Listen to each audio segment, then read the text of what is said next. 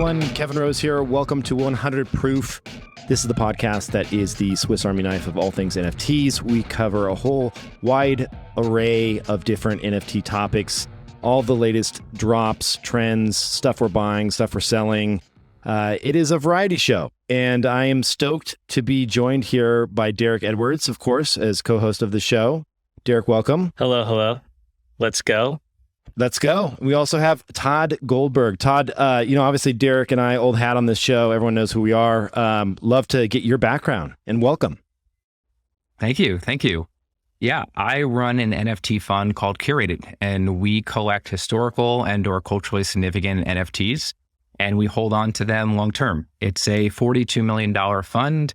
Started collecting back in April of this year, and since then, we've already become one of the biggest holders of just a bunch of top tier blue chip generative art. So autoglyphs, squiggles, fidenzas, ringers, def beef, you kind of name it.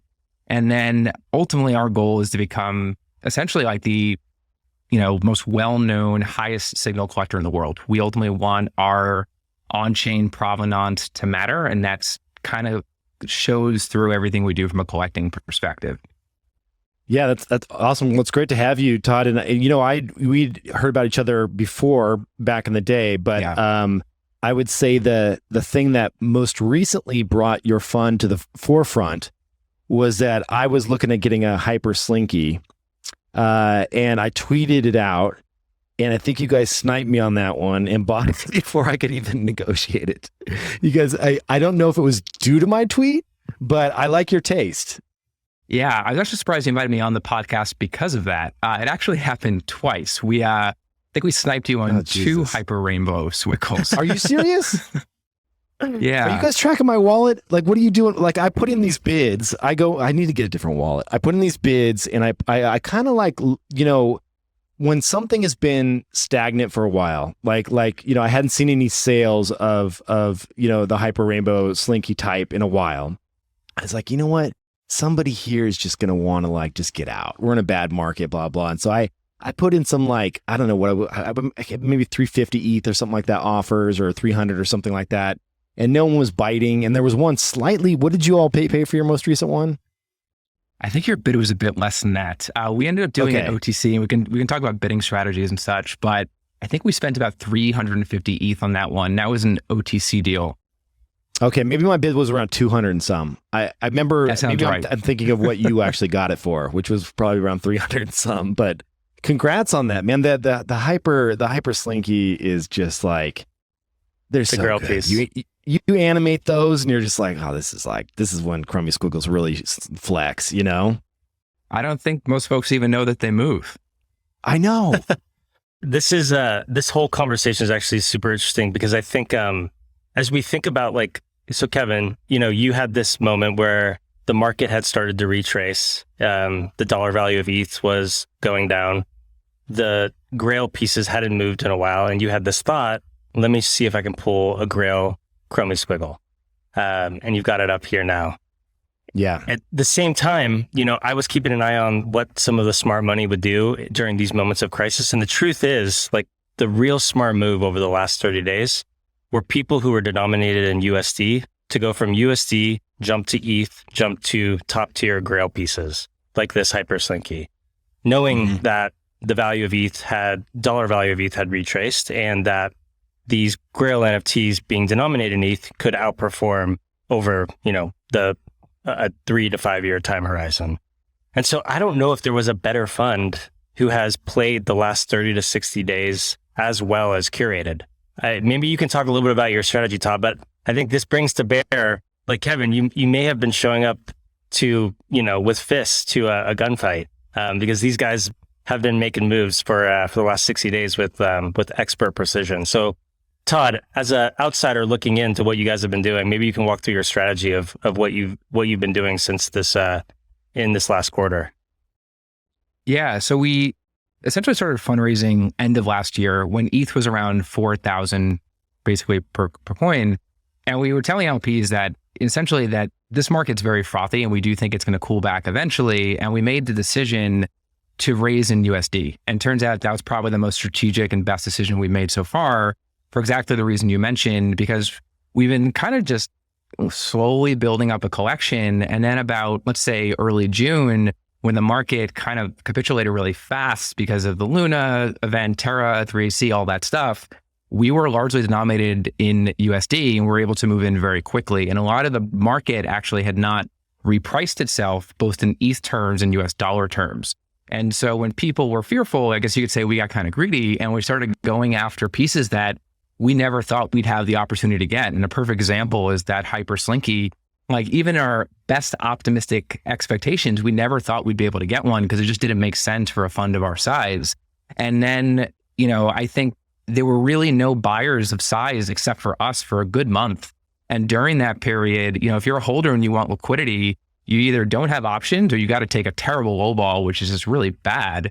And so the way we've operated is we've done lots of fair WETH bidding or a lot of OTC dealing, especially in the upper end of the market, to folks that want some liquidity, and there's just really no other buyers that are playing at that side of the market. So we kind of switched from being very thoughtful and methodical about how we collect and curate, which has always kind of been our strategy. We're very aesthetically driven, to saying, hey, we can do the same thing and now actually get the best of the best pieces and the collections we love at prices that actually make sense for our strategy. And we were just very happy to have the opportunity to collect things like that, to collect things like a Subscape Starfall that opened up as another big OTC deal that we did. And so these opportunities keep popping up, and turns out being USD denominated is just a really great place to be when ETH is down in USD terms. Yeah. That was brilliant. I did something at a much smaller scale when ETH was hitting around 1K. I was like, okay, this is low enough. I think 1K is going to be a psychological kind of like barrier here. And yes, it did drop below that, but I was like, I'm a buyer at 1K, right?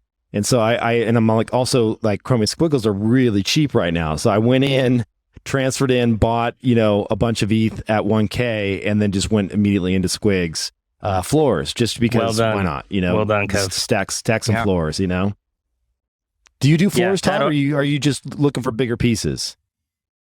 Yeah, so collecting methodology is an ongoing topic for us. We generally do what we consider floor plus, or Grail. And so Grail is kind of obvious. It's typically the best stuff in the collection. The reason for that is the upper end of the spectrum, I think, is where the biggest outcomes will be, but the floor is where all the liquidity is.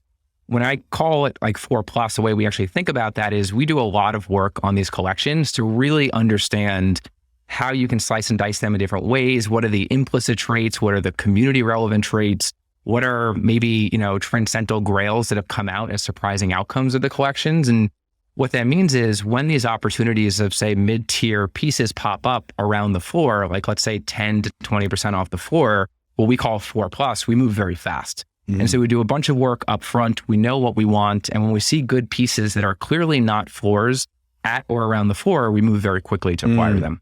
So would you say on the Chromie example, then, would you say that's kind of like when the slinkies start to creep towards floor or the fuzzies start to creep towards floor? Those are like when there's 1,000 fuzzies and they're you put those on a black background and like those are hot. Like those are good looking. They're really good, actually. I think people are sleeping on the fuzzies. I don't know about y'all, but like they're amazing. The fuzzies are amazing. Yeah, they're so good. Hit the space bar on the background and I'll pull one up here. But anyway. So is that kind of what you're talking about there? And can you give some other examples of like other collections where you're currently doing that? Yeah, so I'd say we're pretty active in pretty much all the top blue chip generative art. We love generative art, and it's a topic that we can talk all day about. But I think within archetypes, so Chettle Gold's archetypes, we're the second biggest holder, so very active there, collecting everything from floors to tops. I think we have a corner as well as a mono, which is some are more of the rare pieces there. Very active in Def Beef. We have a bunch of his different series. It's a really fun generative audiovisual artist.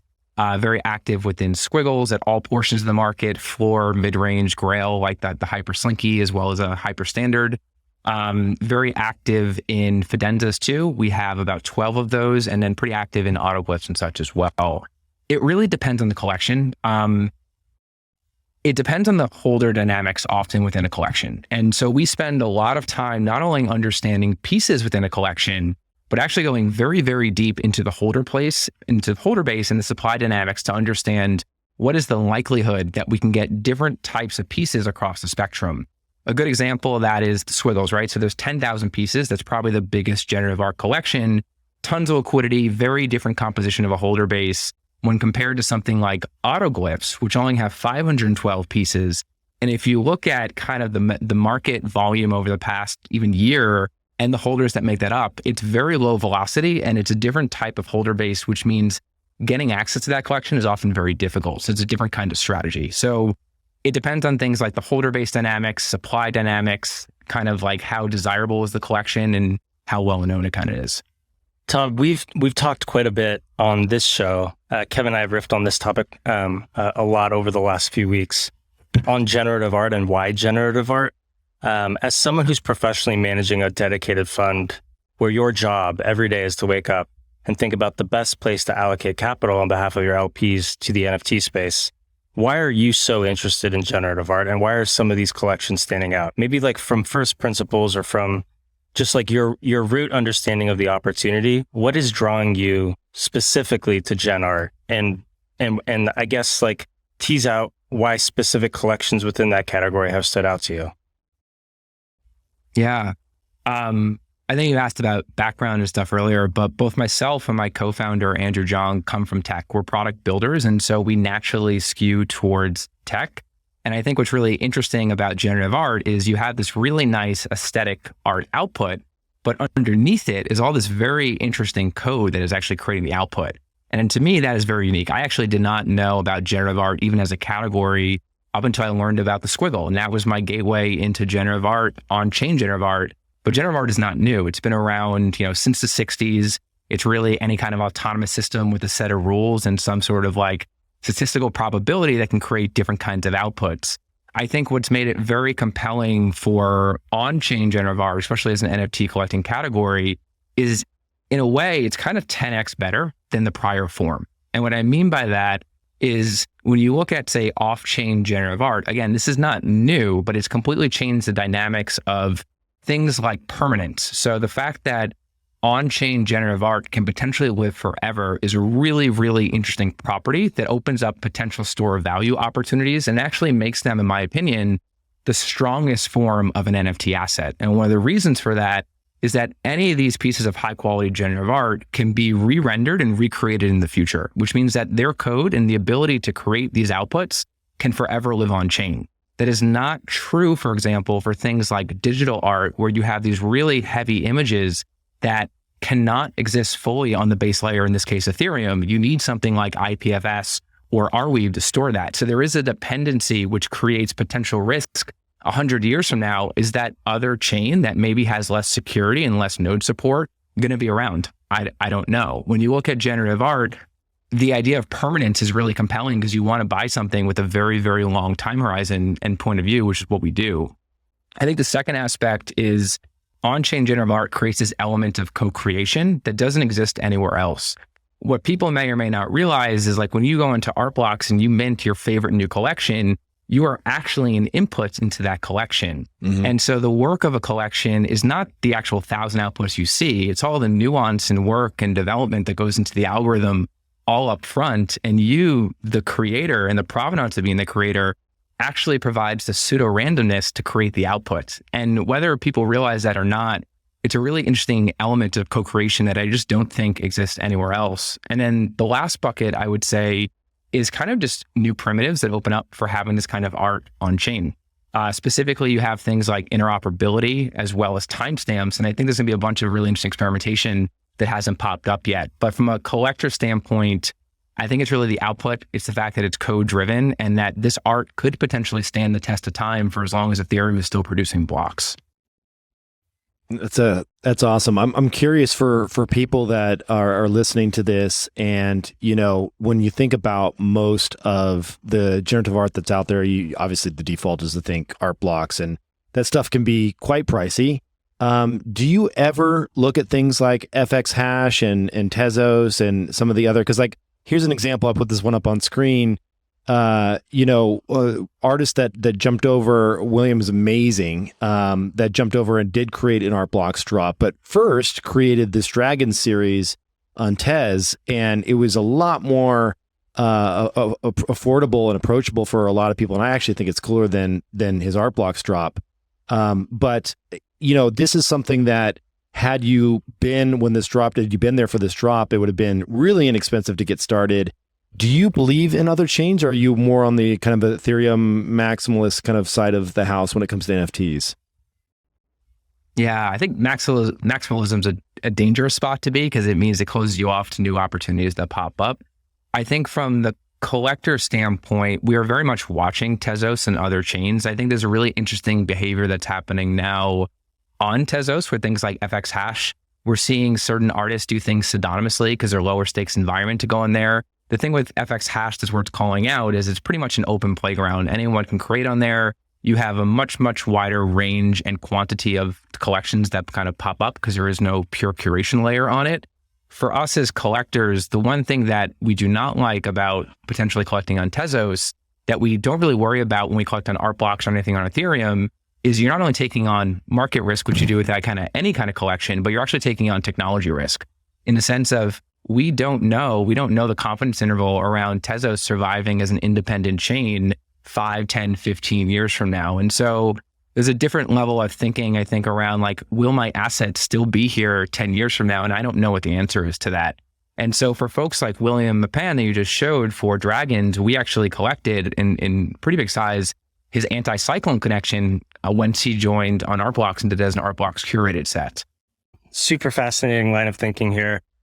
So do you extend the analogy of, or should I say like this idea around chain security to other things that are on Ethereum, but may not be driven through art blocks? So maybe a better way of saying this is, how do you think of the generative art that's being created, not on art blocks, but on Ethereum? Things like Bright Moments, for example, which is, leveraging art blocks contract on the back end, but has really created a top of funnel that's slightly different and catering to a more IRL experience. Or something like GM Studio, or some of these other generative art platforms that have launched over the last 6 months. How do you think about those, the work that's being dropped over there, the artists that are deploying work over there? And then curious, because Bright Moments is a bit of a curveball. How do you think of stuff like Bright Moments? Is the collectability for the fund, does that exist for something like Bright Moments? Does it not? Curious where you draw lines of distinction. Yeah, I'm really curious in your guys' perspective on this too, but I can kind of kick it off. So if we look at like Ethereum just broadly, Art Blocks has kind of become the de facto minting platform. And I think there's a really interesting network effect that's starting to get built there between artists and collectors. And if you're an artist, it's probably the most profitable place to mint, especially if you're on the curated side of things. And the element and signal of curation, the Art Blocks curated moniker, can actually be really helpful as a tailwind behind a collection. Doesn't mean it's going to guarantee its success, but it's like a really good kind of head start. And so then the question then becomes, could other great high quality work exist outside of Art Blocks that becomes on the scale of something like a Fidenza or a Ring or an Archetype or something like that? And I think very much so, but there's going to be just much wider variance. You mentioned I think GM DAO was one of them, or Bright Moments was another one. Starting with Bright Moments, we can start there. Bright Moments, for those that don't know, is they're doing small batch collections, so about 100 pieces, and those are happening actually IRL. So you actually have to go to the place to mint the piece. They do offer remote minting, but the core of the experience is once a quarter. They're actually going on right now in London, where they'll bring a handful of artists, many of them are top Art Blocks curated artists, to come, and they'll actually do this new kind of collection that's typically very small batch and done in person in very unique ways. When I think about something like Bright Moments, I actually view it as very complementary. I think there's going to be a bunch of experimentation around what can happen with how we mint and how we collect. And what Bright Moments is doing is saying, hey, if Art Blocks is a digitally native way to mint generative art, we're going to actually flip that on its head and do it in person. And if you actually look at what's come out of that, things like Incomplete Control from Tyler Hobbs, who did Fidenza, or 100 Print, or some of the ones that are popping up now, it creates kind of a different collector dynamic around folks that are collecting work, because they actually have to do proof of work in a way to go there and get the piece. And it creates kind of like this emotional connection around it. So for us as collectors, I think there are going to be a bunch of other areas that pop up. It just seems that Art Blocks has captured most of the energy and excitement today. But for things like Bright Moments, that doing things in real life, I think is a really interesting comparison and analogy that is sitting alongside kind of digital minting. I mean, the Bright Moments thing for me, it's fascinating. I had a friend, one of our PMs, senior PMs, went to the Bright Moments London recently, and walked in, went all the way up to this like room that you mint in. She said there was this like little like jewelry box in front of her. Have you all done this experience yet or no? Do you know what I'm about to say? Yes. Okay. I've done it in a few places. It's fascinating, but continue with the Was story. it similar to this? It is. But so go ahead. This one was just like, yeah, it was very, I haven't done it yet. But it sounded fascinating. So she opens this little jewelry box, and apparently like there's a little microscope inside of it, and you pull out the microscope, and then as you open the jewelry box, a piano in the background behind you starts playing this music. And it's synced with like the jewelry box. And then like you look through this microscope, and inside the little microscope is like a little tiny display that shows your like generated NFT right there through the microscope. I was like, what are you talking about? Like that is like the most wild, cool thing. I absolutely want to do that. It just sounded like a lot of fun. It's pretty amazing. What Bright Moments has done is actually quite spectacular. And I say this, I am an investor in that platform. They've basically worked with Artblocks and the Artblocks contract and the Artblocks team to create these experiences that can't be enjoyed digitally. And so they're going from city to city. They started with Venice before moving to New York, before moving to Berlin, then going to London most recently. And then next they're going to Mexico City later this fall. And we can talk about Mexico City because I think that one is shaping up to be a very interesting experience. But they're going from city to city and really leaning into what makes that city special. And during the time that they're in these cities, they'll mint 1,000 crypto citizens. So there's going to be 10 total cities, 1,000 crypto citizens for each of those cities. So there was 1,000 crypto Venetians. There was 1,000 crypto New Yorkers. There was 1,000 crypto Berliners. There's 1,000 crypto Londoners, and so on and so forth. Those members, those individual citizens, are the ones that manage the DAO. So they're the ones that make votes and create proposals. And over time, we'll run the operations of the DAO and the types of artists that get curated into the Bright Moments community.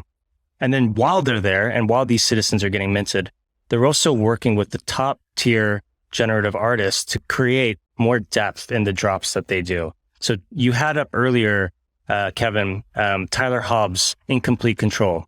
I had the opportunity to mint one of these incomplete controls in person, and it was a 3 or 4 day event with Tyler in New York City, where he had hired this amazing jazz music group. He had curated this whole experience where he was hand drawing people as they were minting and going through the flow. There was this incredible just like attention to detail and design that his whole team put together for this entire event. And over the course of 4 nights, people were minting incomplete controls, and he was talking about each one that got minted in front of the whole group. And so the reason why I think stuff like this is so interesting, what Bright Moments is really tapping into, is this idea of injecting randomness and procedure and rules into this art craft can only be explored very in very specific ways digitally. But if you pair that with some of the stuff that you can do physically in real life, and this is what Bright Moments is really promulgating, you start to increase the depth of the experience for both the artist and the collector to connect. And so I don't know if there's a better group doing this right now than Bright Moments, but would be curious to hear from you guys if you've come across anything like this yet. I have not. I haven't. I think what they're doing here is so unique and so creative and just a heck of a lot of fun. It's amazing. So, I'm pulling up here. You mentioned the Mexico City drop. It looks like, can you walk me through what this means exactly? So if people are following along with the video here, there's a screen that says full set, citizens, and then public. Public has a checkbox. These other two are not. They're sold out at 4 ETH. There were 333 in total. Yes. So if I hold one of these, I'm part of the DAO. Now, do I also get to go and mint something in real life? Is that what this gives me as well? Exactly. So what you're buying here is the ability to mint one of the crypto citizens, the 1,000 crypto citizens that will be the Mexico City crypto citizens. That's part of this package that you get. You also get the option to participate in a blind auction. It's either a blind auction or a Dutch auction for a random artist that will be presenting their work in Mexico City. And now there's 10 different artists that will be presenting their work in Mexico City. And these artists are shaping up. I mean, this cast of characters, this whole roster is some of the biggest names in generative art. There's Ana Lucia, there's DCA, who's one of the first 3 artists to ever mint on art blocks. He's also Snowfro's brother. There's Iskra, there's Juan Rodriguez Garcia, there's Marcello, there's Pixelful, there's Stefano Contiero, there's Zach Lieberman, and the 10th artist is Snowfro. So Snowfro has not yet released a follow-up to the Chromie Squiggle. This will be his first generative art piece that he'll be launching to the public, and it's going to be in Mexico City, where he was born, later this fall. So this is shaping up to be a pretty exciting IRL event for generative art out there in Mexico City. Wow, that is huge. So how do I actually get one of these passes and fly to Mexico City? Like I'm definitely down. I'm here on OpenSea. You see, I am for those watching the video, I'm sharing the OpenSea collection. This is the Crypto Citizens collection. I don't see the location here. There's not Mexico City in the location. So Mexico City hasn't. So how can I buy one of Mexico these? City hasn't been minted yet, which is what those passes were for that you saw previously. Those passes have sold out. I think they're a little bit over the mint price inside of on OpenSea right now. What you buy when you buy those is not the ability to mint from Snowfro. That won't be trading or in circulation yet. But until this Dutch auction that occurs takes place, and you know which artists are associated with which mints. And so that part hasn't been sorted yet. But if you want to participate in that Dutch auction, you can buy one of these GTMX tokens. Does that sound right to you, Todd? Yeah, it's a little complex. We spoke to Seth this week and gave some feedback around. Yeah, it's a little confusing. I think the end idea is really interesting, but I think the mechanics of how you go about getting to participate is a little confusing. And we saw that in the Art Blocks Discord. People are like, what do I do? Do I buy this? I can't find the mint pass online. One interesting thing that I think you didn't get to call out was when there is the mint pass mint, what's going to happen is they're actually numbered. They're actually unidentified. So you can imagine when the mint pass drop happens, you'll have 10 sets of 100 with numbered artists. So you'll have 100 of artist 1, 100 of artist 2, 100 of artist 3, and you won't actually know the artist that's behind that until a later reveal. So in a way, they're almost like fungible tokens for specific artists because the market has no information about who's behind each one. I think though, once that is revealed, for example, with things like Snowfro, given how elevated he is, the fact that it's a second drop since founding Art Blocks and doing the Squiggle, it's not hard to, think that market may be a lot more expensive than, say, another artist. And so they're trying to get around that by creating some fungibility around, you don't really have perfect information around who's behind which token. That'll actually come at a later date. So there was some opacity to this drop in order to kind of make sure that everyone had an opportunity to possibly collect from Snowfro and kind of level the playing field across all of these 10 artists. Very cool. Well, this is definitely something. Are you flying out for that, or are either of you going out to Mexico City? I will be out there for Mexico City. I'll be seeing Todd out there, and hopefully you as well, Kevin. So what are the dates on that? Yeah, the dates are November 14th to November 21st. It'll be a 7-day period, and it's actually on the tail end of the Art Blocks weekend in Marfa. And so a number of people are planning on going to Marfa for the big Art Blocks event that Thursday, Friday, and Saturday, and then flying out Sunday to be able to appear IRL in Mexico City from November 14th through the 21st. So it should be 2 weeks of high stakes, adrenaline-packed, generative minting experience. This is amazing. Are you going to be there the entire time, or are you just are you going for a whole week? I'm planning on being out there. I haven't quite figured out exactly which dates yet, but do plan on being out in Mexico City. That's awesome. Yeah, we'll be there as well as Marfa. So excited to go to our first Art Blocks event. Yeah, Marfa's going to be fun. Derek and I had a ton of fun there last year. I'm trying to get another place to stay because I have other staff that wants to come now, and every place is sold out for it. It's going to be tough. There's going to be some camping going on at some point. Yeah, Kevin and I had a blast. Yeah, the day they announced it, I think we tried to get an Airbnb as fast as possible because they sold out within like 10 minutes. I think everyone just rushed to get accommodations because For those that don't know, Marfa is kind of in the middle of nowhere, and there's not that many accommodations, nor is it easy to get to. Kevin, why don't you it's a bit of a trek. Share a little bit about last year and the fun we had out in Marfa and a bit about Marfa itself, because I think people would enjoy hearing a little bit about our experience. Yeah, for sure. I mean, Marfa is, I'd never been out there before. I'd heard great things. It's kind of this little town in Texas out in the middle of nowhere. It's a 3.5 hour drive from the first major commercial airport. Is that right? Something like that. And basically, I went out there with kind of, no expectations, which I think is the best way to approach it. And it's small, but it's kind of the town that has a bunch of cute little bars, actually surprisingly like good, healthy little places to go and grab brunch during the day. I had some fantastic barbecue eyes out there. And Art Blocks has their little house that's out there. It's a small little studio space. There's an artist studio in the back, and in front, they have this house that was all decked out with digital frames, and you could walk through it. And a ton of Art Blocks fans came out, packed the place. There were talks. There were nightly kind of hangouts. Flamingo had their own house, and so I popped over there. And we just bounced around. It's kind of just one of those things where you just walk to everything. We were just pretty much walking between different bars and different spots. And it was an absolute blast, just connecting with so many people in the middle of nowhere. The sky is just gorgeous because there's no night pollution. So at night you go out and you look up and it is just absolutely stunning with all the stars. And it was, Derek, what else do you want to add? I mean, Derek and I got so excited we actually bought property out there. It's true, yeah. And the grand opening of the gallery that my partner Steve and I, we bought a gallery right in the middle of town that will be doing events that whole week in the lead up to the big Art Blocks, the big Art Blocks weekend. The only thing I would add is that just to give a little bit of like deep context on Marfa specifically, in 1970s there was this New York minimalist architect, spatial designer named John Dud.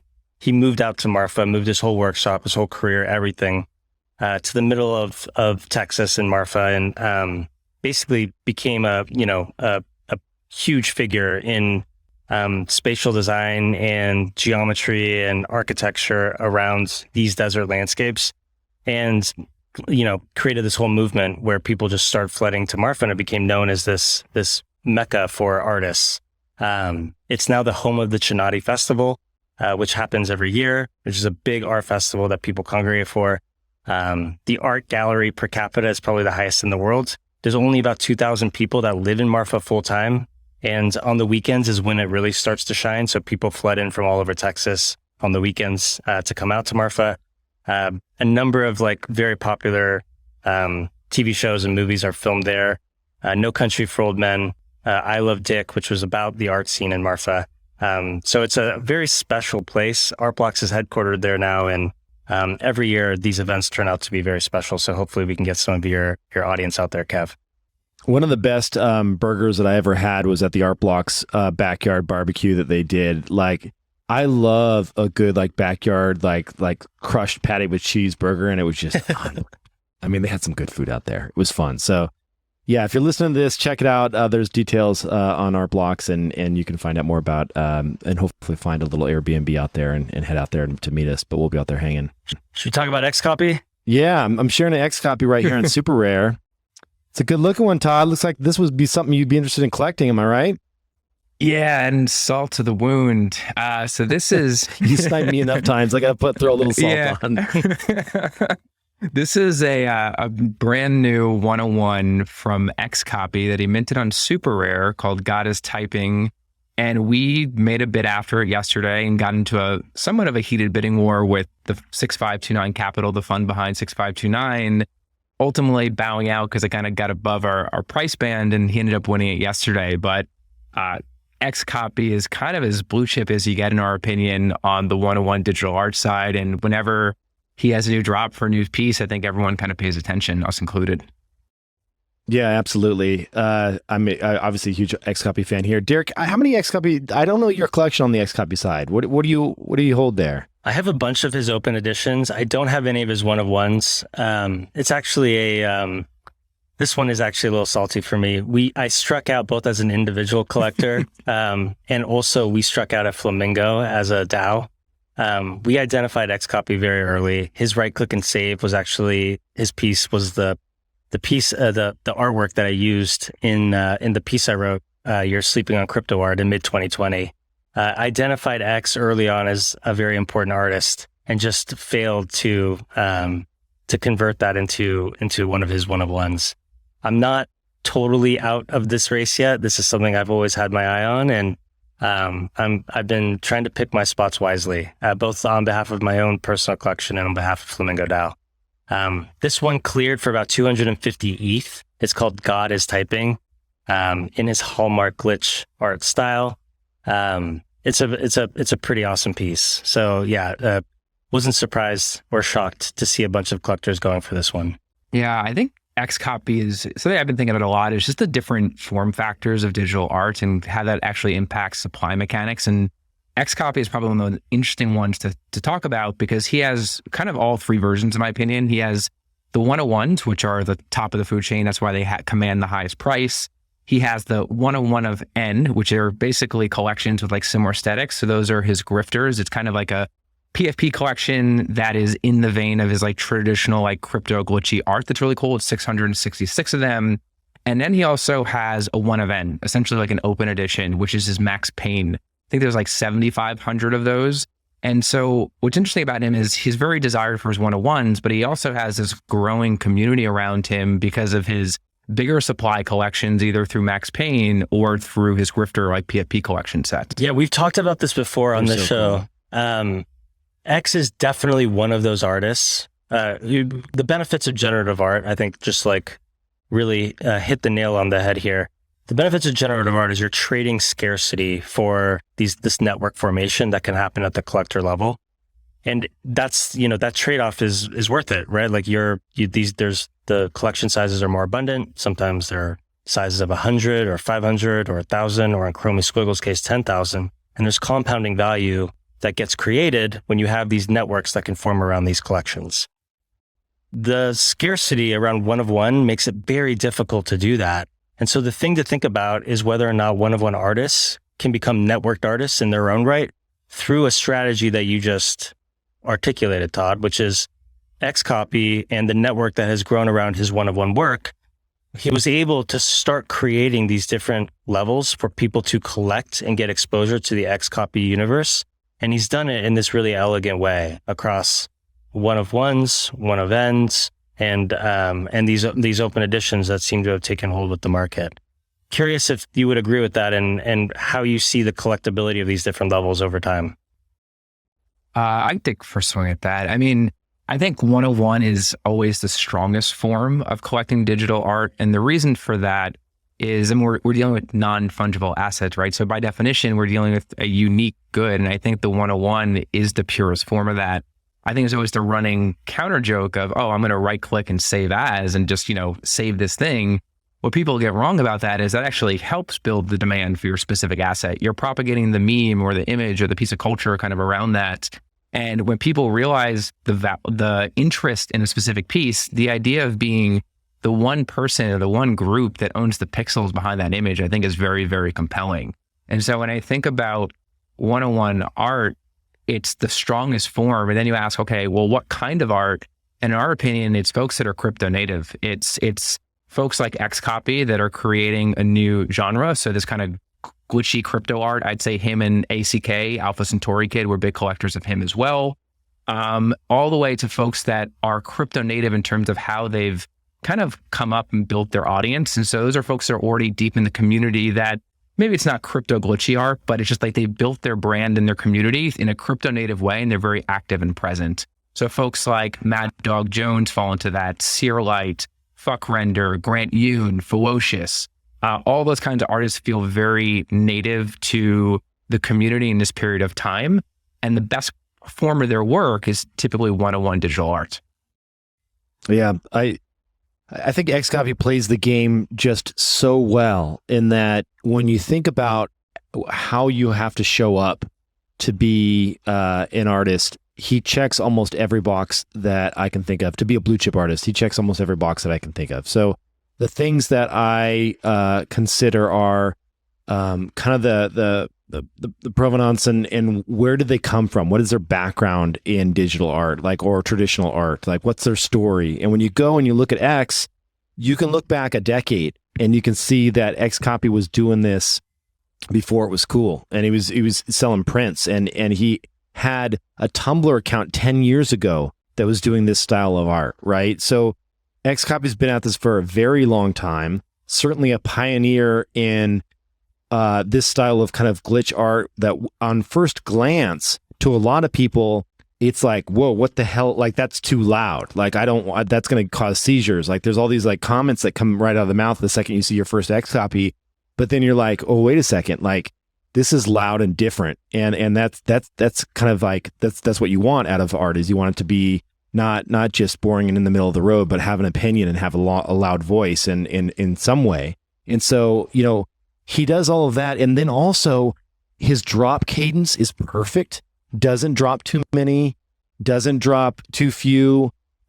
His interaction with collectors is great. Puts everyone at a little bit of arm's length, which is actually what you want to do. I own a handful of Xcopies, and a couple of his one-of-ones. And, I'm probably one of his top 10 collectors, I would say, maybe top 15 or something. And, even then when we communicate, it's like, he won't get back to me for days at a time. And I'm like, oh, he's doing the game so well. Like, it's like the number of times I've like bugged him to be like, hey, you think I can commission something? Like, this one that you did on Tumblr 10 years ago was so cool. And if you could ever possible, I'm like, silence. I'm like, ooh, I want to buy more of your shit because you're so mysterious, you Xcopy, And it's like, and so he does that game so well. I'm just like, this guy like knows how to do it. And I just, I'm early super rare artist, right? So if you take a look at some of the actual numbers, because, super rare, if you look at the actual URLs, they put the mint number in their URL. So you can see like this one here, this is one that I own of Xcopy. I like this one because it was so detailed, and it has just that little classic like fuzziness of the background. And he put a lot of time into the actual, digital brush strokes here that went into this. And if you look at the URL, it was the number 991 on all of Super Rare. So this was minted back in 2018. So I like, this is one that All Time High in the City is the name for those listening on audio. This will forever be my biggest grail miss. If you look at the history down here, I put in an offer on this one in August 24th, 2021. I put in a 900 ETH offer, and then I put a 950 ETH offer up to the next day. And then the person that sold it for 1,000 ETH, it's a 50 ETH difference. Jeez. A month later, and ETH was actually down. So my offer in USD was higher on August 25th than the offer accepted. I think I put in a $3.2 million offer or something like that. It was sold for 2.9. But this is like number 11, right? God, on Super Rare. Piece. And it's beautiful, and it's just so dark and cool, and all the things that is Xcopy with the kind of random squiggles around the screen, and it's not too loud. It's got that background momentum that's kind of going on. This is an incredible. The right click save as is classic, but man, yeah. Oh, here's another one. That piece cool. Just like death leading the suit away. As I say, how do you think about the low provenance on that one? Because I actually didn't know that they had the overall mint ID in the URL. That's something I just learned, and that was 11. As a collector, do you value that significantly more because it's so early on in? Absolutely. Yeah, earlier in Xcopy's career, the earlier that he had minted, I put a little bit of a premium on. I don't put like a massive premium on it, but certainly, I know the hardcore Xcopy collectors do look at that, So let's see here, the right click save as. Where did I put that guy? All right, here we go.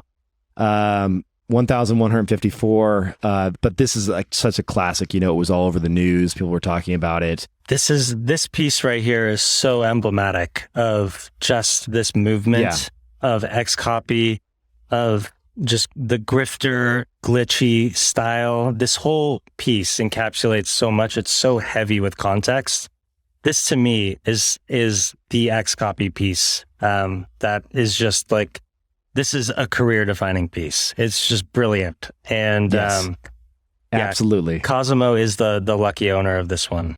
Yeah, and I It's think not going on the market anytime soon. that's right. That's right. Yeah. This one I had to collect because I just love the pitchfork, like win airdrop, like that pissed off community that just wants more airdrops, And I absolutely love this one. It was a fun one to collect.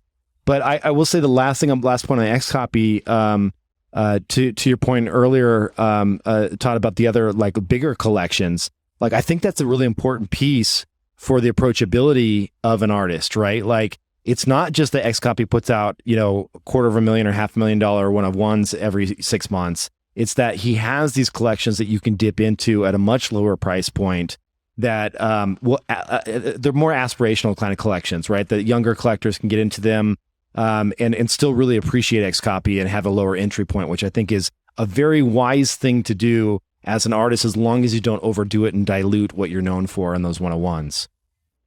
Yeah, they go kind of hand in hand. I think that you described him really well in terms of how he thinks about cadence of minting and supply mechanics. I think that's the core of it, is being extremely thoughtful about what you mint, how much you mint, when you mint, and the different distribution goals that each one can do. The idea of doing like Max Payne, which was a 7.5K open edition, he has a bunch of people that probably couldn't really ever afford a traditional 101 or maybe even a grifter. Now he has thousands of new fans that are rooting for him because they own one of his pieces. It's so good. And they're the best brand advocates, right? They're out there shouting from the rooftops how cool Xcopy is. And that eventually makes its way into the bigger collectors that go in and say, yeah, I want to go in and buy one of these pieces. And it's why you probably got outbid on this last one, because there's just more people wanting to pick up a 101, right?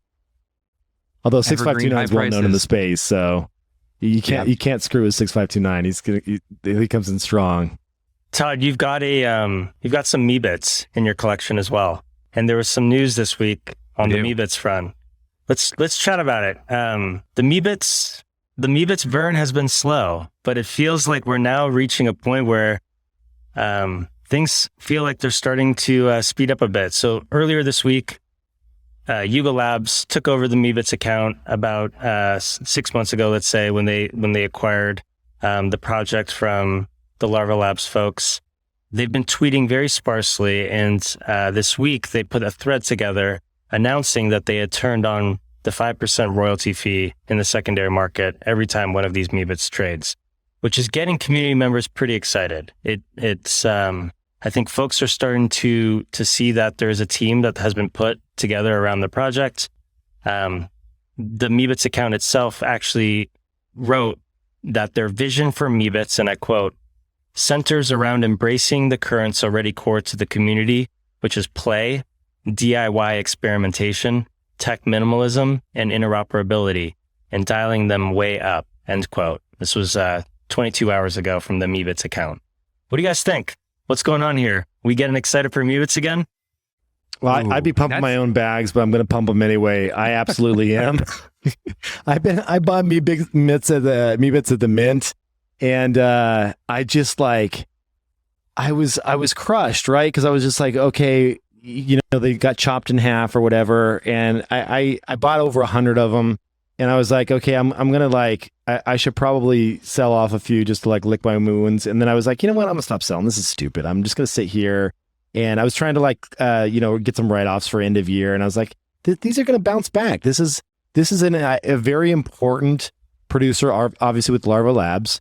They're one of the first kind of 3D looking type PFP type things that I've seen. There's probably some others I'm sure that I'm missing, but, and I was like, I bet you in 5-10 years from now, these are going to be, fully integrated into whatever this quote unquote metaverse eventually becomes.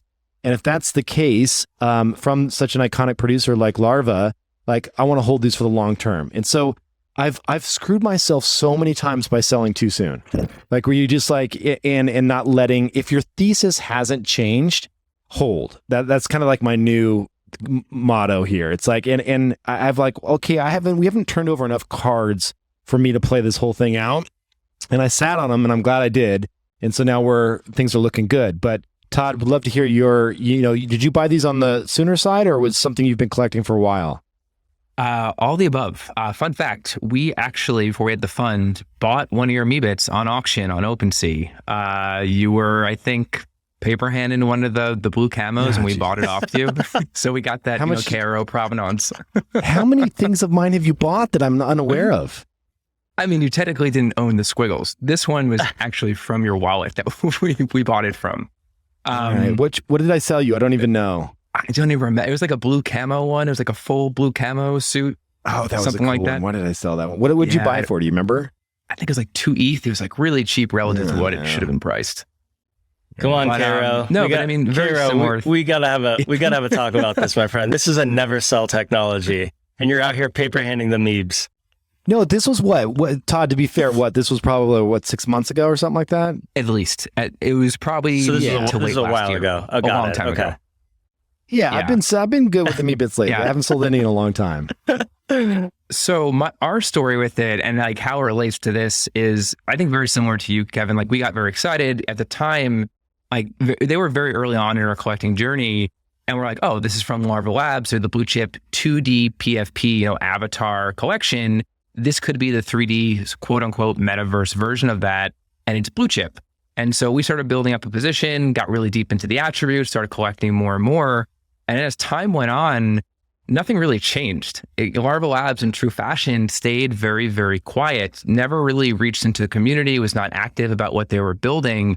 And Meebits kind of just became the joke to some degree of the NFT space. Like, oh, this is an NFT stablecoin, because it just doesn't move price-wise. Not that price is a great thing to talk about, but there wasn't much development. There wasn't much price movement. And then the Yuga news happened, I think 6 months ago or 4 months ago. And I think everyone got really excited because now you have a team that knows how to build, and you have a property with IP that could be really interesting if there's actually a force behind it. When I saw the news, I think it was yesterday, I wasn't as positive with it because the issue I struggle with, for those that don't know, is the Meebits marketplace, as well as the CryptoPunks marketplace, is 0 fee. That was kind of a core primitive of the marketplace. And the Meebits marketplace is actually extremely well done. I don't think a lot of people use it, but there's a lot of really interesting features in the Meebits marketplace. Like, it integrates with Discord, and it'll give you notifications when people bid on your things. You can watch wallets and get notified. Love that elephant. It's really well crafted, but people never talk about it. But the thing I struggled with was that deep in the thread that they announced yesterday, they go, oh, by the way, we're going to turn on these royalties for 5%. And it feels a little backwards to me. It's like they're extracting value before they're giving value. And you're coming from a state of, they are not the original artist, and usually that's an artist royalty. And they have yet to prove that they've added to the collection and its desirability before actually trying to extract ETH on kind of the secondary. So I think there's a time and place. I don't think it's unreasonable for them to ever take it, but I'd like to see them contribute quite a bit more before they actually turn that lever on. My sense is that they had to turn it on before they really started ramping up the public-facing work that they're going to be doing on this project. And my sense is that public-facing work is probably going to start happening sooner rather than later. I think they've probably had teams resourced around the project for the last 6 months. And I think that team, my sense is that team probably has started getting dialed up in the last 3 months when they started becoming a little bit more active with the account. And I think it may have been uncouth to like turn on the fees the same day as they started announcing, all sorts of product and lines of effort around Meebits. And so I feel like this may be step one of a much larger product journey that's only just starting to get started. And my guess is we probably start to see more news around the Meebits universe here, maybe even as soon as the next couple of weeks, at minimum, like the next couple of months. That's my sense of what's going on with the Meebits and why they turned the fee on without any news to pair it with, is like they just wanted to get in front of it, start showing that they were here, start rolling out product over the next couple of weeks or and months without having to conflate it with turning the fee on. Just get it out of the way. I would also just say, like, more broadly, I also minted the Meebits. I own quite a few. And I guess where I landed on this early on is for the same reasons that we talked about digital fashion last time. I really do think that, as the property rights that we enjoy with NFTs really start colliding with AR and VR and gaming environments, my hunch is that like these metaverse interoperable skins and avatars are really going to start to kick, especially the ones where strong communities have already formed around them. I mean, we've seen Twitter act as this Web 2 metaverse for the last year and a half, where people are flexing their 2D PFPs. I think the immersive environment meta is really just starting to get going. And I'm seeing from my vantage point as an investor in Web3, the technology required to start creating consumer grade projects that really start teasing out the benefits of 3D assets. And my view is things like Meebits, which are metaverse rigged and ready to go, are going to benefit. So I'm excited by the news. I take your point, Todd. The 5% without anything to pair with does feel a little bit cash grabby, but we've also seen Yuga ship. Like, if they've done anything well since they launched Bored Ape, they've shipped all sorts of projects for their very specific Bored Ape ecosystem, and I think that same behavior is probably going to exist with Meebits as well. I'm looking at the recent sales here over the last few days. It's all floors. So nothing major has moved on Meebits except for the floors. Not seeing a single thing above a floor here. Do you guys own any of the like the rarer Meebits? I'm curious, like what your holdings are there. Yeah, I can speak from our perspective. We own, if I recall, I think we have 1 elephant and 3 robots.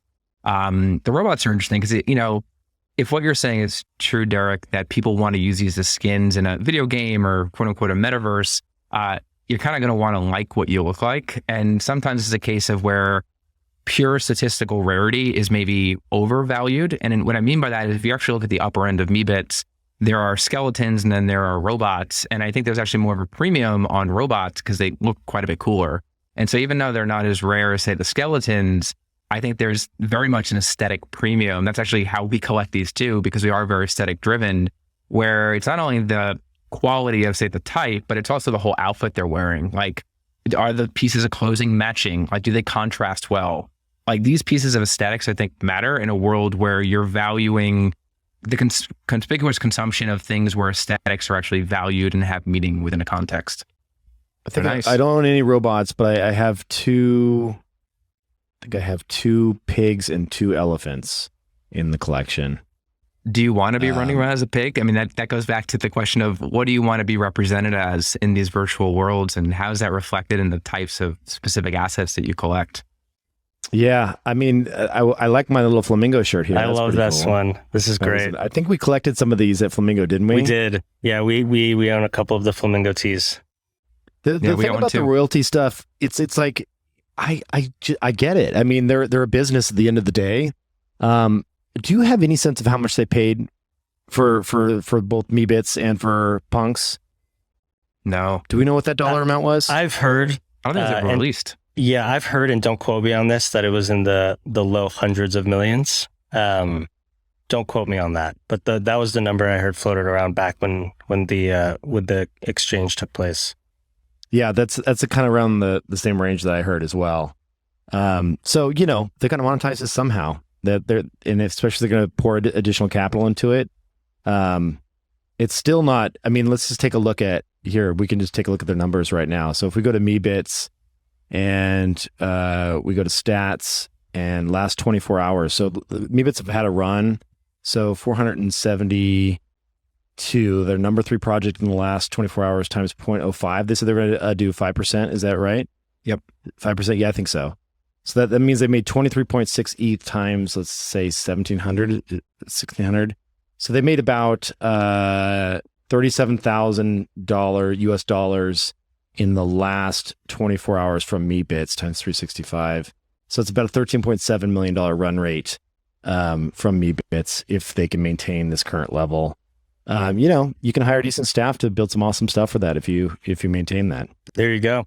I think we're seeing the playbook run again, the Yuga playbook getting run again with Meebits, and it'll be exciting to see what happens here. I'd love to double click on something you brought up earlier, Todd, around this idea of meme investing and the meme economy. We were talking about it in the lens of X, but I think it holds true in other categories as well. The right click and save piece that he created is something that I think will permeate as like the origin story and the friction of like building this new asset class as it relates to art. And that meme is very powerful. And him as an artist being the one that created it, and being an early creator in the crypto art space, I think will lend itself nicely to him being able to, or folks being able to point back to the origins of crypto art and CX being squarely part of that, those beginnings.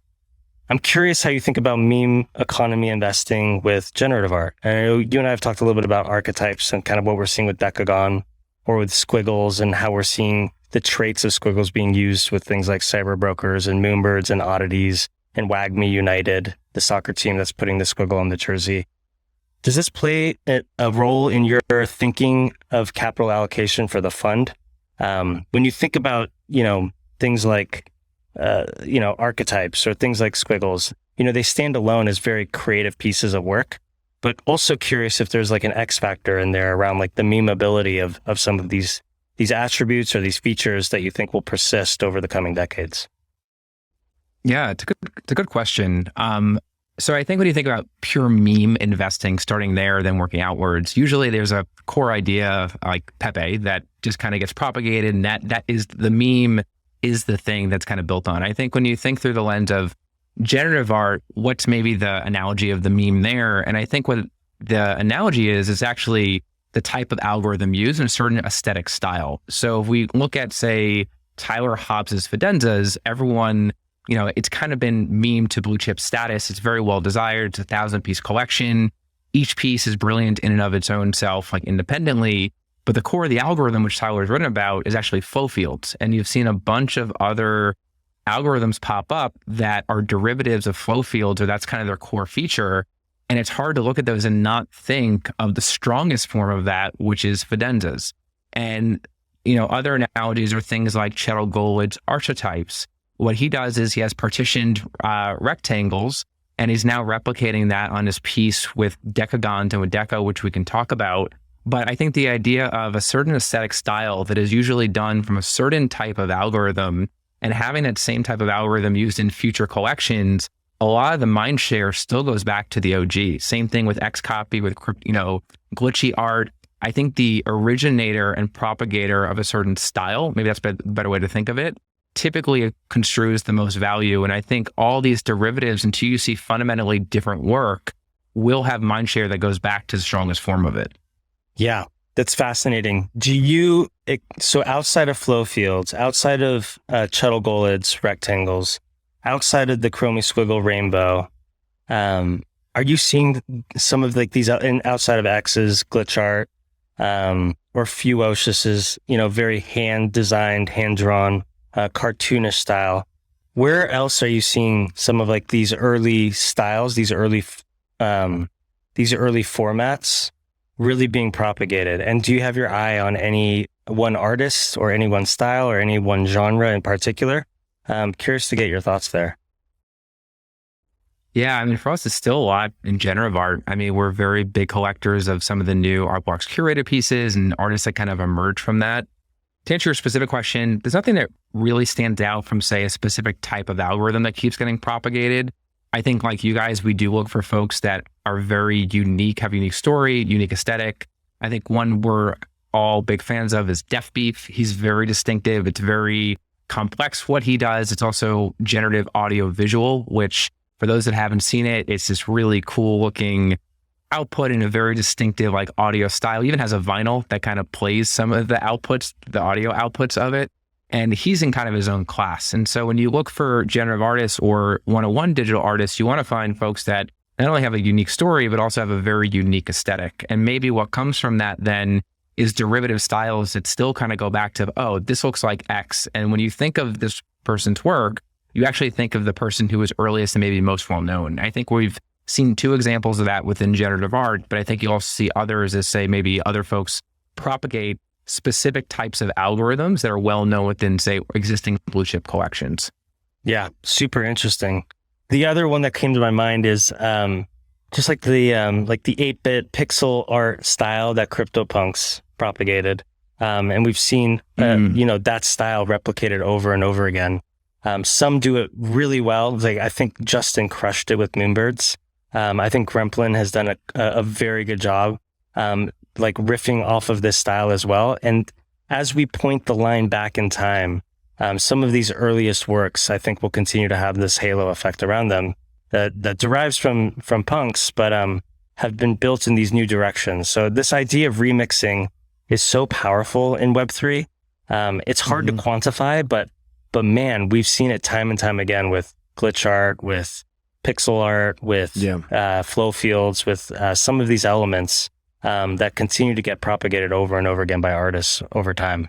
Yeah, there's this this beautiful thing where artists, at least in the NFT space, they tend to feel like if there's something that has come before them that they respect, there is oftentimes an integration into a new piece where that is a little tip of the hat to that artist, right? Like Gremlin did it with Oddities. He put chromey socks on, like little chromey squiggle socks on, and a little tiny little chromey squiggle worm like that he's about to be stepped on, right, by one of the little characters.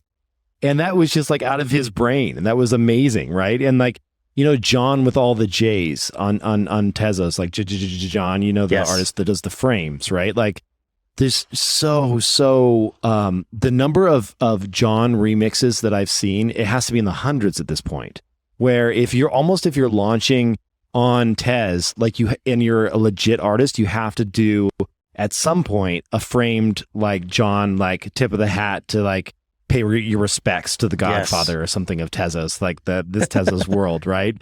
And that's happening a lot. So it's also free marketing for those original projects, right? So it's really interesting to think about how those little meme attributes, like how they escape their own projects and make themselves known in these other universes. It's totally fascinating. I think there's definitely a thesis around collectability around what you're describing, Kevin. And if you can identify it in generative art, if you can identify it in greater collectibles, if you can identify it in photography or in fashion or whatever vertical it is that you want to specialize in, I mean, there is unquestionable collectability around those originators of those styles that continue to get remixed over and over and over again. Because as we draw these lines back in time and as more literature and as more voices come into the space, and we move from 2 million people interacting with NFTs on OpenSea to 50 million to 100 million, everyone will understand that the line points back to some of these earliest projects by which those memes are being propagated. So it's very interesting to think about. I say all these lines, I think, we think about a lot about historical context because we value that quite a bit. And if you draw a lot of the through lines to like, you go really up the stack, a lot of things, roads lead to CryptoPunks. They lead to autoglyphs on the generative art side. That's kind of the caveman drawings on the wall. And you can maybe say in the digital art side, it goes back to Xcopy. And so like those are the three perhaps overarching like inception points for the different kind of categories and downstream remixes and verticals and collections and such that have popped up. Definitely agree. Yeah, I definitely agree with that, Todd. I'm curious, when you think about generative art and these other, genres that are appearing, we've talked about one-on-ones quite a bit today. We've talked about PFPs a little bit. Are there any areas that either of you actually think that we're sleeping on, that in this bear we should be just snatching up like crazy? Like Quantum, for example. Like when I look at Quantum and the early photography-based NFTs and the amazing work that Justin Arvesano has done there in curating that community and creating that, those are relatively inexpensive in the grand scheme of things. Do photography NFTs eventually bounce back and pop again? Like, there's got to be something that I know we are all sitting here a year from now or 2 years from now, we'll be like, damn it, remember that podcast? We should have just been buying those the entire time, right? Something is sitting out there. Any inkling as to what that might be? What if I told you we're talking about it right now? I generally think we are very early in generative art, and we're still very early in terms of what's coming out of even all these collections that are getting minted now. I think this whole period of time, the strongest form and where we have the most conviction is generative art. It's not just going back to the existing blue chips. I think there will be new blue chips that come out of things that are minting today or minting next week or minting a month from now. So I think that's one. And then as far as photography goes, we're dabbling a bit there. So we do have a few Twin Flames. We also, I think, have like 4 Where My Vans Go from Drifter Shoots. Those are kind of our 2 favorites so far. I think we're actually one of the biggest collectors of Drifter Shoots, Where My Vans Go. And we've helped them on a bunch of smart contract stuff as well, which has been fun. But photography, to me, it kind of goes back to, you're asking about why is generative art interesting, and it feels like the on-chain generative art is 10x better than the prior version of off-chain generative art. And when I look at things like photography, I think there are a lot of things that are leveled up with provenance and obviously digital ownership. But the question is like, is it 10x better? Is it 2x better? Is it 5x better? And these are like relative scales. But to me, the strongest form still goes back to generative art because the comp that it comes from is just so different than what we can do today and where things can go. So, Derek, do you have something to add there? I got one other thing to throw in there. Would love to hear your thoughts, Kevin. Well, my thoughts are that we're missing an entire genre. So, do you want me to mention what that is? Yeah. So, I have a thesis that I haven't talked about publicly. I've told Derek, I've told you about this, but I'll mention it here for the first time because I think it's going to be true. And sometimes I'm wrong, but I think this is going to be one of those ones where we look back and be like, Kevin nailed that one. So I believe that with DALL-E 2 and all of the AI art that is happening right now, we are seeing we are within 5 years of having AI art be just almost non-distinguishable between a traditional artist and AI art. Like it'll be at the point where you'll say, draw me a flower in a pasture, with a purple sky and make it with brush strokes. And you'll probably not be able to tell the difference. And to the naked eye anyway, right? It's getting really good. Like you all have seen what's been coming out of all this, the OpenAI projects and all of that, right? So if that happens, we're going to see an explosion of AI art on the blockchain, people doing and it'll almost be like wordsmithing that will be what creates the best art, right? It'll be like how good at you are describing what's in your imagination that produces the craziest output. And then it'll almost be like you'll be known for your brain and what you can type into the keyboard, a lot like you are with generative art, but it's going to be the text that you put on the input side, right? That creates it because it's more or less the same thing. It's just code versus words, right? So I think that when we look back historically, and we've been talking a lot about this, Todd, when we look back historically about, the earliest people that were doing AI-based art, you'll see stuff like this. And I'm sharing a screen here. So this is a very early, super rare Videodrome, Robbie brought one of the very earliest experimenters in AI-based art. If you look at this flower scene right here, and you compare it to what DALL-E can do today, this looks like shit. But it's almost like when you see a CryptoPunk. So if you squint for a second, you can imagine like CryptoPunks, part of the reason why we all love them is it brings us back to simpler times. Like there's like this nostalgia factor that plays in there. They're 8-bitty, they're basic, they're very simple in that way. And this art, if you have this on a wall a decade from now, people will be like, why do you have some crappy AI art? And you're like, actually, it's not crappy AI art. It is like the first, when AI couldn't get it right, when AI was making weird art and it didn't know how to make art, this is that early shit, right? And so I think that when we look at Robbie's work and some of the other early AI artists, that people will come back and like, here's another example of one with like, this is a sharp exercise landscape. Like this is a landscape that early AI was drawing back in, let's see, when was this? What's the date on this? I think it was 2018 when this first got, early 2020 is when this was first minted. So we'll look back on this and be like, oh, this is when AI couldn't render the clouds correctly and it looked a little bit weird and they put these little fragments in there. And this will be the earliest examples of AI art. Thoughts on that thesis? I'll go first. So I actually tend to agree with you on this, Kev. Like, I think you're absolutely right. And there's definitely something here. My ability to tell you outside of Robbie, because I think Robbie definitely crosses that chasm. Outside of Robbie, it's very difficult to know which are the artists that are going to have that shelling point where early collectors double back and say, this was someone who was informative of this of like the early innings of where AI and Web3 intersected. Now, there are a few artists that I think fit that description. Robbie's certainly one of them. I would say the first 3 artists to launch on Braindrops, and you've had them on your podcast before, Kev. It was Gene Kogan, it was Pinder Van Arman, who's a prolific super rare artist, and Claire Silver.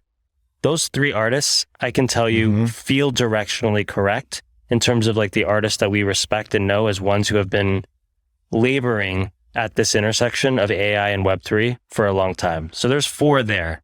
Outside of these artists, this is a very difficult like bet to identify, because I'm having trouble finding work or artists where collectors are describing them in the light that I describe other pioneers of other verticals. Because like this intersection, for whatever reason, hasn't become like a marker for collectability yet. I do think you're right, and directionally this feels correct to me.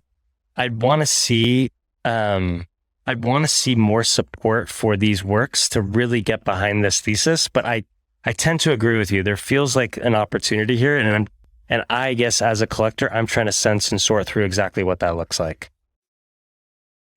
Yeah, I think that's fair. And it may just be 2 or 3 people. Yeah. Like maybe there's not an army of early pioneers here, and then it's when we all realize that AI woke up on the art side, right? Which is happening I think, right now. But Todd, I'd love your take as someone that bets on historic pieces. Yeah. So I think breaking those down, I mean, what we've seen in all these categories is those that are first to new verticals tend to capture the most value and like become the blue chips. So, squiggles and autoglyphs and generative art and CryptoPunks and in PFPs and, Drifter Shoots and Aversano and photography. So if this becomes a category, those that are earliest, probably some of the folks who you're mentioning, Derek, probably will be some of the most notable. I don't think we have a specific point of view on this yet. I very much do think, just broadly speaking, because I did get access to DALL-E 2 a few weeks ago, and it's a lot of fun to play with, is that prompt engineering and tweaking is a skill in and of itself. And I think people will continue to get better and better and better at it. And I think when you look at a lot of DALL-E 2 outputs today, a lot of them have this kind of like surrealism output to it. So you kind of almost feel like it's coming out of DALL-E 2 to some degree. And that will probably get higher fidelity over time as these things kind of get refined.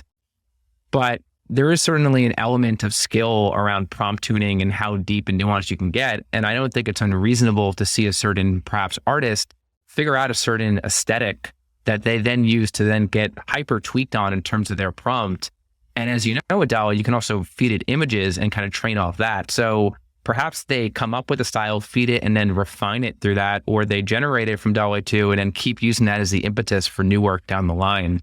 How that plays out, I'm not sure. If it does become a new category, though, usually it does construe to the folks that are the pioneers or those that are typically earliest with it. Do you own any of this work yet, Kevin? I do. I have one. I have one of Robbie's works that I bought maybe a year and a half ago. So, I identified him as an early kind of pioneer and creator in this space, and went out, and they were really hard to purchase. This is the one that I have right here. Let me see. I'm not screen sharing right now, but I'll share it for you. But yeah, I have one, but I'm thinking of like, are there others that I'm missing? So that's kind of like the research that I'm doing right now. Yeah, I sense you're probably right, Kevin. Like this feels right to me. And maybe it is a very small select group of artists. And I think I just need to embed myself more in this community. And I'd love to hear from folks who are closer to this, who they would consider to be like the pioneers of where Web3 and AI came together.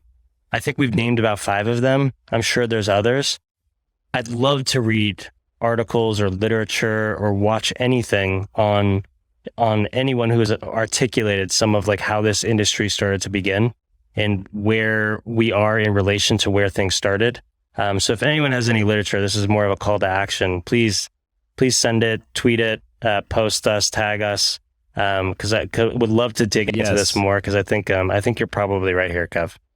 There's something worth uncovering here. I have a feeling there's something hiding that is like early AI art that we'll discover, and it'll be like 0.1 ETH a piece, and hopefully there's a lot of them. We shall see. All right, what else? I know we're coming up on time here. Is that good? Is there anything else we want to touch on while we still have you all? I think the only thing that's probably interesting, and if it's interesting to you guys, is maybe some of the Decagon stuff. We hinted on that earlier, just to kind of close the thread on some of the generative stuff, because I haven't seen anything like what's happening with the Decagon right now. If that's interesting, I can give some context so we can dig into that. Yes, please. Yeah, so Deca is not separate from the Decagon. Deca is a gallery tool that people use to create really creative galleries, not just with NFTs that you own, but also kind of any NFT. So it's created this kind of whole explosion of people creating these really nicely curated galleries that are very aesthetic. Like the amount of creativity that's coming off Deca is far exceeded my expectations. And one of the things they recently rolled out is the Decagon. The Decagon is kind of like their version of a membership token. It's free. Anyone can mint it if you're a user. But the art that is attached to the Decagon is an infinitely generative collection created by Todd Goldberg. He's the one who created archetypes, which we talked about. And actually goes back to the meme topic that we were talking about, where the Decagon's art is uncapped supply-wise, and it looks kind of tangentially similar to archetypes. It's partitioned rectangles. And the way the Decagon works is the more you do stuff on platform, the more you can upgrade your Decagon. So you can either be a new wallet and create your Decagon, which is some random scene within the collection, or you do things on platform and it kind of levels up. Your Decagon kind of gets more complex. And the particularly interesting about this is, as we talked about earlier, generative art algorithms, they don't have to be constrained. Maybe that's like a market constraining force because you need that for pricing mechanics. But what Decagon does is there's unlimited supply. So it's a really robust algorithm that can keep creating more and more outputs. I looked earlier, I think there's like 23,000 of them created, and that's separate from how they kind of level up. And so maybe a year from now, Deca is a big deal. It's hundreds of thousands, very different than these kind of blue chip generative art collections we're talking about that are very much capped in terms of their supply. And so I do wonder if we're going to see more of this where you actually have a generative art algorithm that is much more unleashed in terms of what it can do and the supply that comes out of it versus market mechanics that maybe say, no, if you do that, you need to keep it really small to kind of keep pricing high in terms of the actual collectibles. Oh, I love Deca. I think they're doing amazing work there. We gifted 50 oddities out of our corporate wallet to Deca because they are doing such amazing things here. And we wanted to get more diversity and real art fans into the oddities community. And they are doing a giveaway and a raffle to people but they have to be at a certain level of inside of Deca in order to be eligible. So that's coming here in the next couple of weeks. But they're building some great stuff. It's a really, really fun project. I'm not sure. It feels to me like it's for the greater good, and it's like a great art project. I don't know if is there something that outside of creating beautiful art and having a great gallery, is there ways to collect things like assets that we'll appreciate over time inside of Deca? I've only gone a couple levels up, so I'm not that well versed. Yeah. So from the Decagon standpoint, which is kind of the piece around the platform, I think it's very TBD if these are going to be high value assets one day. If you actually go into OpenSea and say, okay, what is the highest level and what's the floor price of that versus say the lowest level?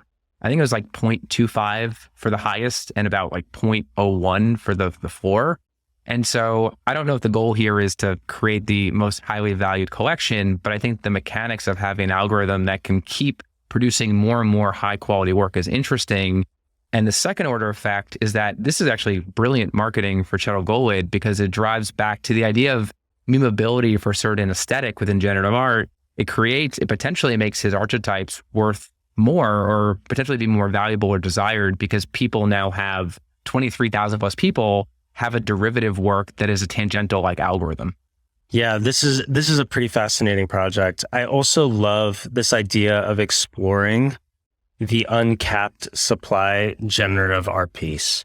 I think there's something untested about that design space, and we're seeing it play out with Decagon, which is this idea that when artists, let's just call it art blocks artists, when they upload their scripts to the blockchain, that generative script, they're typically capping the ability to mint against that algorithm by the edition size that they set. So in some cases, that edition size is 100.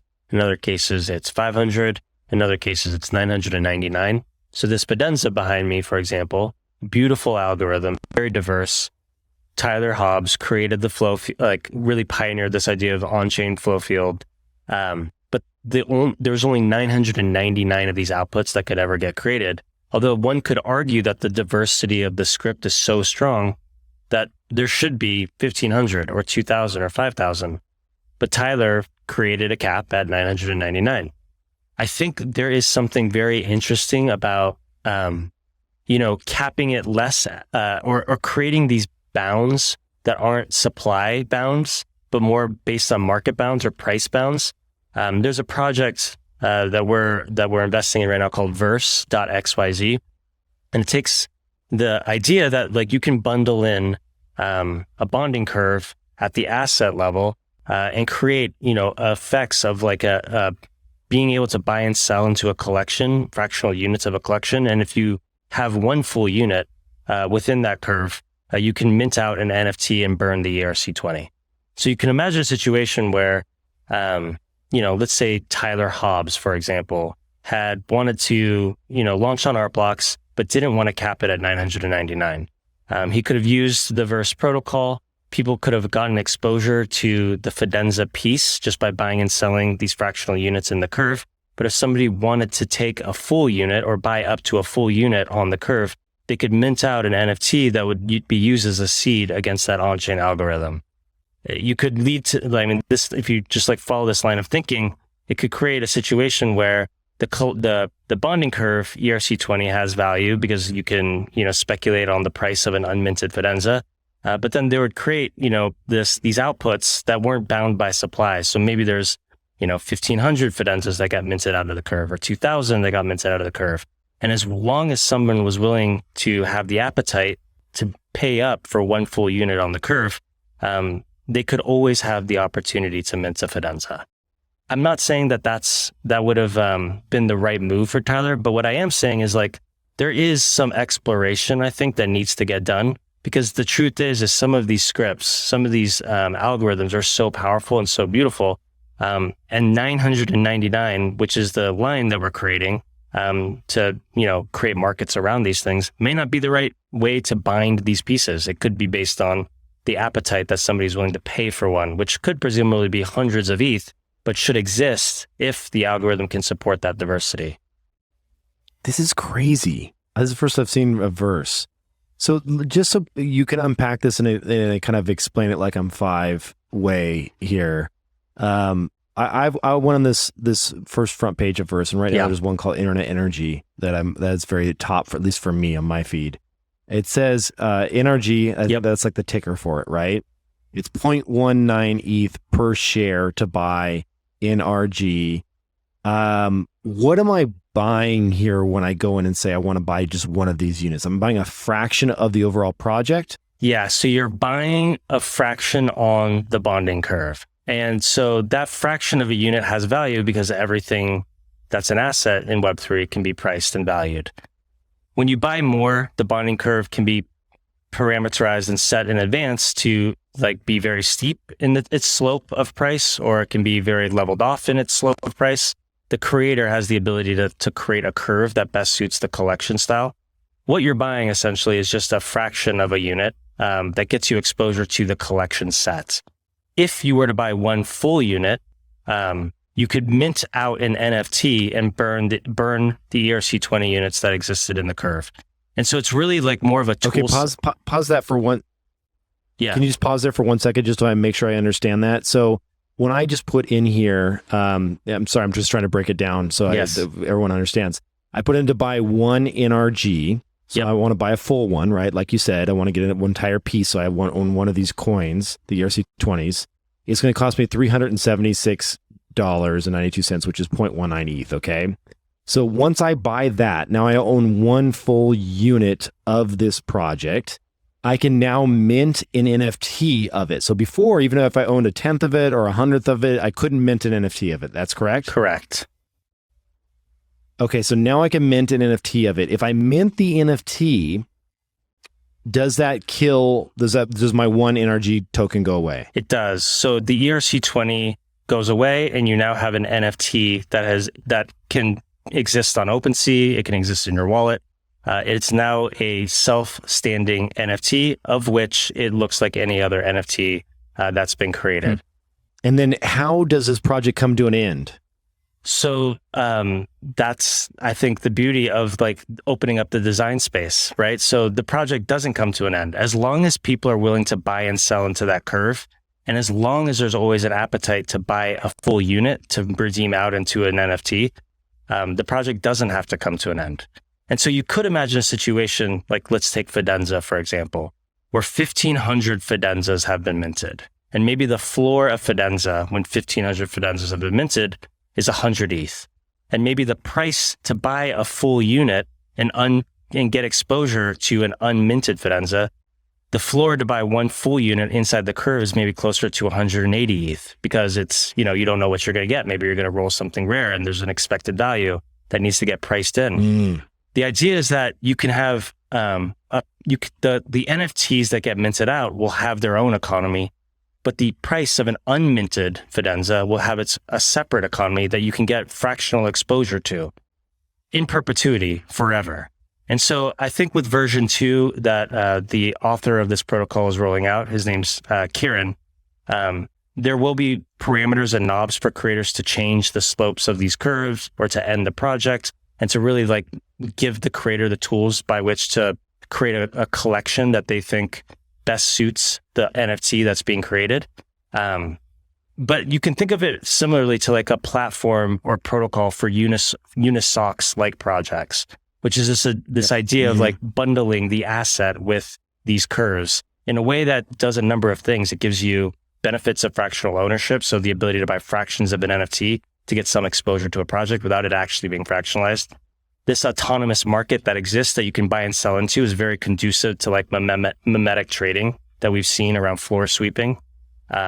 Creators being able to like turn these knobs over time to best suit the collections.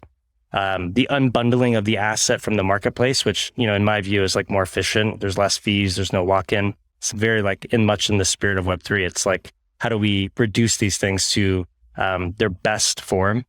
And then I know Kieran has talked a bit about with me this idea that you can just mint an NFT and abstract away this idea of buying the ERC20 first.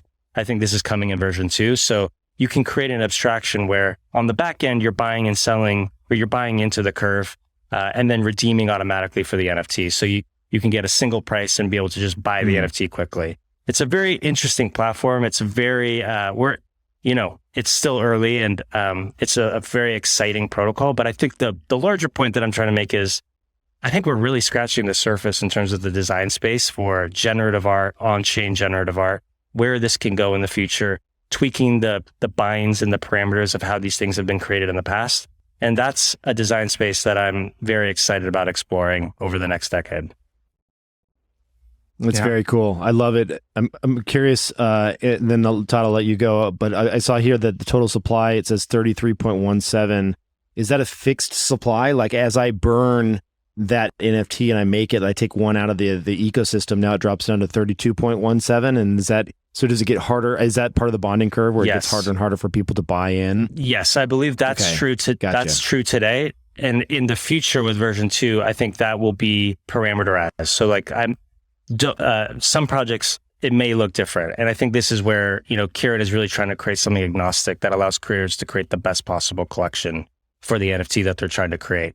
But as it exists today, I believe that's correct. And everything you're seeing here, I have an NFT on here just to play around with the protocol. I saw. These aren't, I wouldn't speculate on these assets. These are just, they're very fun. They're early. The market caps of these things are very tiny. I would just urge the audience not to go in and buy these things because these are very much experimental and just fun to see how the protocol works. Please don't go buy don't go buy my NFT. It's got a market cap. What you're saying is this is not financial advice. This is not even. I don't even want to give the disclaimer because the disclaimer even cheapens what I'm saying. Like, please don't actually go and buy these NFTs. They're very much for fun to test out the protocol. Let's go pump his NFT, everyone. It's called Burn on verse.xyz. You're killing me, Kev. You got a creator percent here. It looks like you're getting a little kickback too. You get a little 1% back. Exactly, dude. I see that in here. I cannot in good faith filling those bags. Tell anyone to buy this thing. It's got like a market cap of $200 or something insane. So please don't go and buy this. But yeah, very fun platform, very fun protocol. I love projects that are at the very edges of the space. Because this is where these types of experiments are really where, they set the standards for tomorrow. Is this your Genesis piece, Derek? This is my Genesis piece, if you could call it that. But Amazing. All right, we got a Genesis drop. Right. Alpha alert, everyone. Do not listen to Kevin right now. I urge everyone not to listen to Kevin. Yeah, super. We're just messing around. Super fun please. stuff though here. I love it. It's very cool. Yeah, Todd, your thoughts? Yeah, I mean, I need to play with it more because it feels a little complex at the surface. There's one of the things I think you need to see. But the main takeaway I got, which you actually just alluded to, was this feels almost Unisocks-ish. Very similar idea of a bonding curve and it getting more expensive to buy into. And you could maybe call Unisocks almost like the OG quasi NFT with some of these parameters around bonding curves and fixed supply and kind of liquidity pools. But which isn't talked about that much. Unisocks are really interesting to look at, but this feels like it has kind of elements of that to it because you're buying at different points of the curve. It's really cool, especially if you apply it to something you know. Like if you were to say, okay, listen, there's the potential for another 1,000 unminted CryptoPunks out there right now. Would you pay a 50% to the floor right now to mint an unminted CryptoPunk? Like, I mean, they would sell out in like 2 minutes, right? But the idea is really interesting to where there could be a slow burn for a project and all of a sudden you're like, you know what? There are 200 Chromie Squiggles left. There's a hyper in there somewhere. I'm going to go in and pay in a little additional on this bonding curve so I have the chance to roll the dice yet again. You know, that's really fascinating. I think it just opens up the design space for creators, which I think is net positive in a space where we've converged around very specific ideas. I would love to see platforms like Super Rare or Art Blocks or Quantum incorporate some of these mechanisms in the future, because I think it just gives creators and creatives the ability to play with expectations, to increase the variability of the art that they're creating, to play with new form factors. So it opens up the aperture of ways creators can engage with their audience. It's awesome. Very cool. Well, this has been a really fun episode. Appreciate you guys joining me. Todd, fantastic to have you on the show and get your perspective on these things. I love having collectors on that have a unique point of view, take a long-term perspective, and have amassed amazing collections. And you've done all three of those things. Thank you for having me on. Congrats on that. Where can people find you on Twitter? Yeah, personally, Todd G777, not a great name. And then on the curated side, it's curated XYZ on Twitter as well. Fantastic. And Derek? You can find me at DEREKEDWS as usual. I'll sign off just with a quick remark on Todd and curated.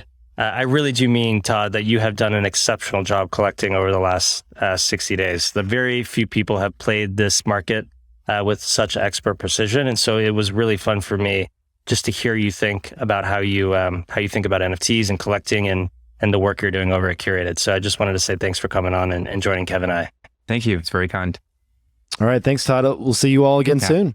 All right, that is it for this episode. Thanks so much for tuning in. If you would like to help us out, head on over to proof.xyz and click on the reviews button at the very top and leave us a 5-star review. Thanks so much. Take care.